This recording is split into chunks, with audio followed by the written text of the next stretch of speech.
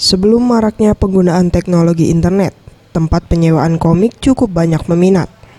Tempat sewa menyewa seperti ini menjadi alternatif murah karena dapat membaca komik terkenal. Salah satu pemilik penyewaan komik, Rian, mengaku usaha penyewaan komik di tempatnya kini semakin menurun. Hal ini dikarenakan mudahnya masyarakat mencari cerita komik melalui internet. Saat ini, para pembaca komik hanya berasal dari kalangan penghobi saja, yang didominasi dari kalangan mahasiswi. Sekolahan budak SMA 1, SMK Negeri 3, ada budak Untri, ada juga budak laba gawe. Paling banyak di cewek, iya, komik cewek, komik cerita cantik. Hal senada dikatakan Herna.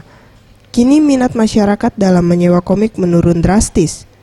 Faktor terbesar penurunan ini karena masyarakat dengan mudah mendapatkan cerita komik dari media internet. Kalau saat ini sepi, jadi anggotanya tidak banyak lagi karena mungkin karena banyak baca di internet mereka tuh, jadi sama sekali merosot. Anugerah Sandi Pratama, Sriwijaya TV.